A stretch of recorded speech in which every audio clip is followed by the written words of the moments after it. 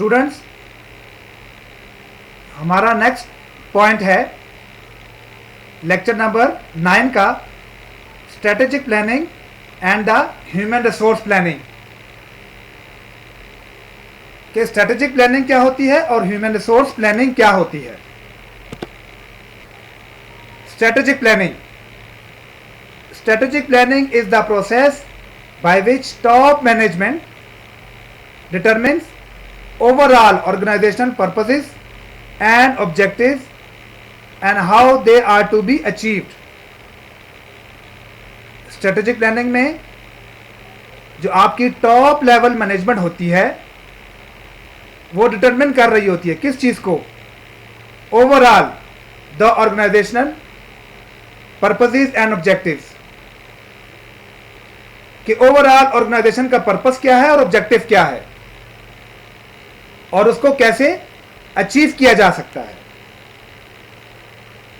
Understand, दोबारा सुन ले इसको। स्ट्रेटेजिक प्लानिंग एक ऐसा प्रोसीजर है जिसमें टॉप लेवल मैनेजमेंट, ऑलरेडी हम पढ़ चुके हैं कि टॉप लेवल मैनेजमेंट क्या होती है। टॉप लेवल मैनेजमेंट डिटरमिन कर रही होती है किस चीज को, कि ओवरऑल हमारी ऑर्गेनाइजेशन का पर्पस क्या है और ऑब्जेक्टिव्स क्या है, और उन पर्पसेस को और ऑब्जेक्टिव्स को कैसे अचीव किया जा सकता है। इसको हम स्ट्रेटेजिक प्लानिंग बोल रहे होते हैं। Human resource planning, human resource planning क्या होती है?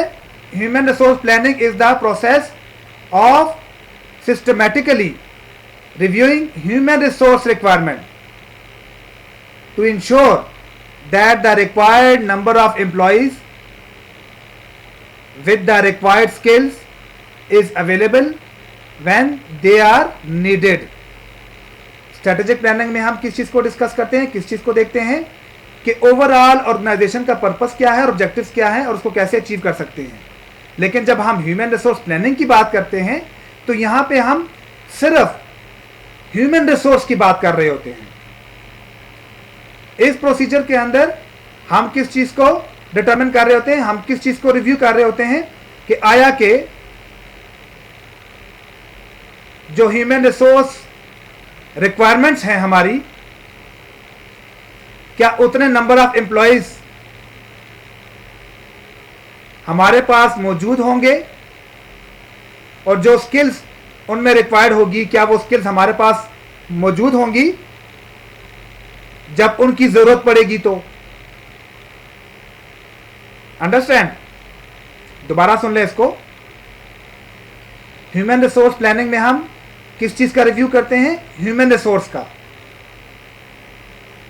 कि आया कि जब हमें किसी एम्प्लॉय की जरूरत पड़ेगी और किसी स्किल की जरूरत पड़ेगी तो हम इस चीज को इंश्योर कर रहे होते हैं फॉर द फ्यूचर कि आया कि हमारे पास उतने नंबर ऑफ एम्प्लॉयज और जो रिक्वायर्ड स्किल्स होगी उन एम्प्लॉयज की क्या हमारे पास अवेलेबल होंगे जब हमें उनकी जरूरत होगी। जब आप इस तरह कर रहे होंगे तो it means you are doing human resource planning. तो ये फर्क है स्ट्रेटेजिक प्लानिंग में और ह्यूमन रिसोर्स प्लानिंग में। स्ट्रेटेजिक प्लानिंग में हम ओवरऑल ऑर्गेनाइजेशन का पर्पस और ऑब्जेक्टिव्स को देख रहे होते हैं और देखते हैं कि कैसे अचीव करेंगे। लेकिन ह्यूमन रिसोर्स प्लानिंग में हम सिर्फ ह्यूमन रिसोर्स को देख रहे होते हैं, उनकी रिक्वायरमेंट्स देख रहे होते हैं कि इन फ्यूचर जो हमें नंबर ऑफ एम्प्लॉयज चाहिए होंगे, जो हमें स्किल्स रिक्वायर्ड होंगी, आया कि वो हमारे पास अवेलेबल होंगी जब हमें जरूरत पड़ेगी या नहीं होंगी। तो ये दोनों में फर्क है। तो मैं उम्मीद करता हूं कि आप लोगों को ये फर्क समझ आ गया होगा। The systematic review of human resource requirements, आइए जरा इसको समझ लेते हैं इस स्लाइड के साथ। आप देख सकते हैं अपने स्क्रीन के ऊपर कि ह्यूमन रिसोर्स प्लानिंग क्या है। The required number of employees with the required skills are available when needed. यानी हम इस सिस्टमेटिकली प्रोसीजर के अंदर किस चीज़ को रिव्यू कर रहे होते हैं। इस स्लाइड से आपको मज़ीद क्लियर हो रहा है कि हम देखते हैं कि भाई रिक्वायर्ड नंबर ऑफ एम्प्लॉइज क्या अवेलेबल होंगे। अगर अवेलेबल हैं तो क्या वो रिक्वायर्ड स्किल्स जो कि किसी भी ऑब्जेक्टिव को अचीव करने के लिए चाहिए, क्या वो भी अवेलेबल हैं। तो ये चीज़ें हम देखते हैं ह्यूमन रिसोर्स प्लानिंग में रिगार्डिंग द फ्यूचर।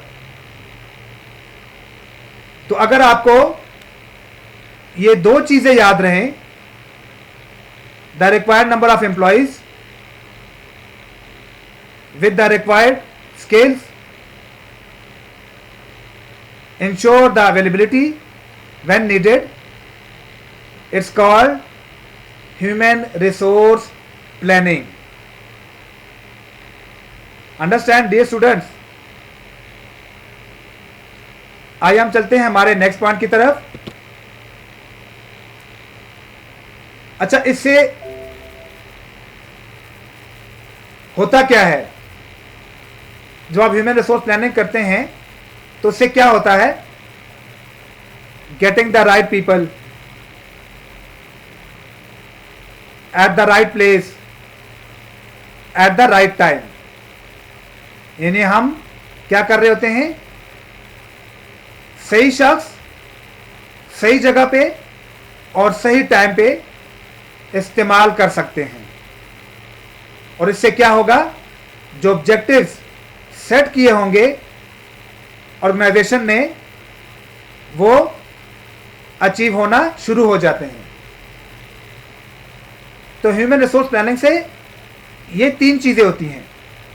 कौन कौन सी, getting the right people at the right place at the right time.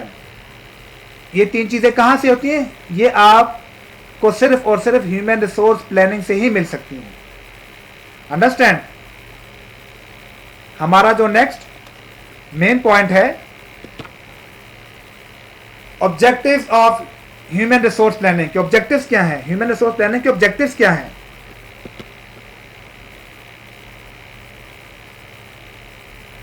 सबसे पहले, enable organizations to anticipate their future human resource need।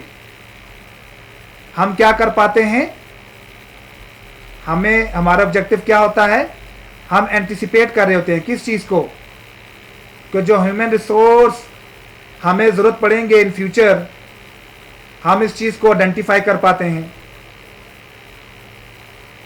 वो जो नंबर ऑफ एम्प्लॉयज़ चाहिए होंगे हमें फ्यूचर में, हम उस चीज़ को एवेल्युएट कर लेते हैं, रिव्यू कर लेते हैं। दूसरे पे, to identify practices that will help them meet those needs. और उस पे हम क्या करते हैं, हम आइडेंटिफिकेशन कर लेते हैं उन प्रैक्टिसेस की, कि जिसकी मदद से हम उन ऑब्जेक्टिव्स को, उन गोल्स को अचीव कर पाएंगे। तो ये हमारे दो मेन ऑब्जेक्टिव हैं किस चीज के, ह्यूमन रिसोर्स प्लानिंग के। फर्स्ट ऑफ ऑल, के फ्यूचर में ह्यूमन रिसोर्स यानी नंबर ऑफ एम्प्लॉयज कितने चाहिए होंगे, और हम आइडेंटिफाई कर लेते हैं कि कौन कौन सी स्किल्स रिक्वायर्ड होंगी उन एम्प्लॉयज के अंदर, जिससे हम उन ऑब्जेक्टिव को और उन गोल को अचीव कर पाए जो कि ऑर्गेनाइजेशन ने सेट किए होते हैं। तो ये दो मेन ऑब्जेक्टिव हैं ह्यूमन रिसोर्स प्लानिंग के। अंडरस्टैंड? मैं उम्मीद करता हूं कि आप लोगों को ऑब्जेक्टिव्स भी समझ आ गए होंगे।